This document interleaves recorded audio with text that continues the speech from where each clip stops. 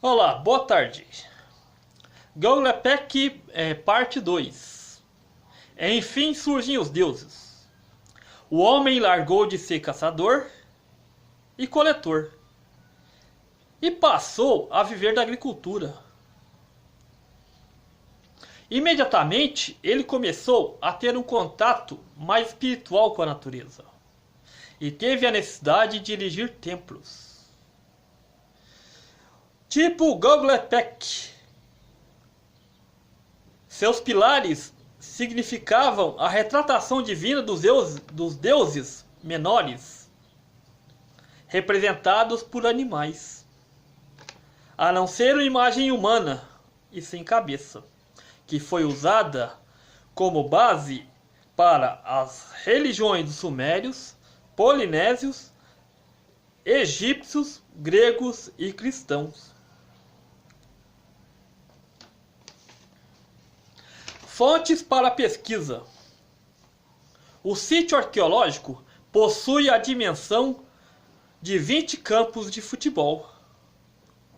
É um terreno de 300 metros quadrados e rodeava o muro com pilares pequenos e dois grandes pilares de 5 metros e meio de altura no meio do círculo, usados em diversos rituais fúnebres, que eram sacrificados animais, que também eram usados para alimentação, como diz o professor Schmidt, sendo templos estilizados com a representação humana em monolitos e raposas, sendo templos muito sofisticados, como Stonehenge, o monumento celta,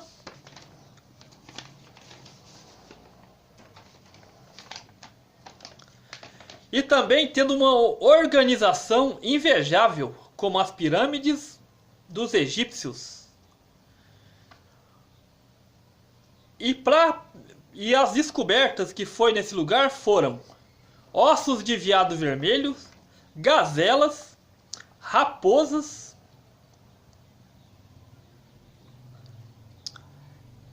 Também em Gaulepec ainda não tinham perdido as habilidades de caçador. Tratava-se do primeiro templo monoteísta. Isso falado pelo Dr. Balatin Sadiq, historiador. O templo também, ele é uma retratação monoteísta, onde é retratado no meio dos pilares um portal quadrado de pedra. Ali também viviam cerca de 60 a 70 pessoas para prestar culto a Deus. Isso entre os séculos 13 e 12 a.C. Esses templos, eles foram a representação de um culto fúnebre, onde as pessoas que lá morriam eram semi-enterradas para depois que seus crânios fossem removidos. Estranho esse fúnebre, né? Só que essa representação dos crânios significa a ressurreição de um único Deus, onde está representada as várias divindades de um único Deus, dos sumérios, polinésios, gregos, cristãos e egípcios. Até hoje, esses costumes de Gaulepec ainda são usados. Até hoje.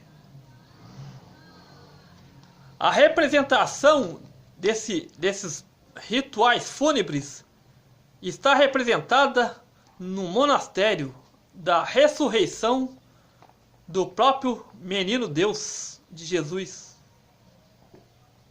Como vemos, esses templos eram todos, de certa forma, pagãos, mas eram monoteístas, isso mesmo, como vocês estão ouvindo.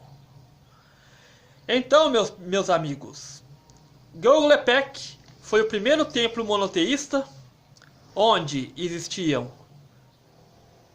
isso no Neolítico, onde quando o homem começou a abandonar as tradições de caçador e coletor, tornou-se agricultor, até mesmo nômade. E nesse momento, onde começou toda a adoração aos deuses, o Marduk na Suméria, Zeus na Grécia, a representação de Javé, e depois o Novo Testamento, Jesus. Muito bem, meus amigos. Nesse momento, eu agradeço a vocês, todo esse apoio que eu tenho recebido.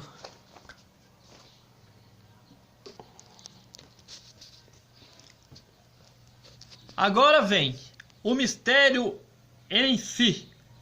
Göbekli Tepe em construção muito sofisticada em alguns aspectos para sua época.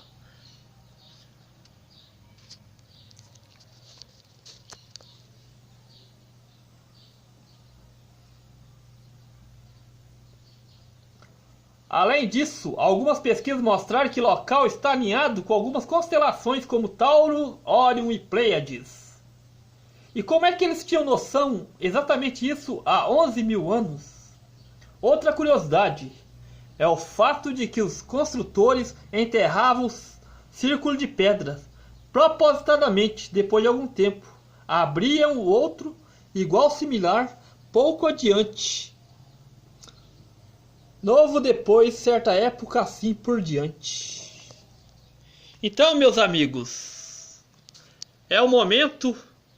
Então, agradeço a todo mundo. Isso aí é o fim da parte número 2. Até mais e valeu!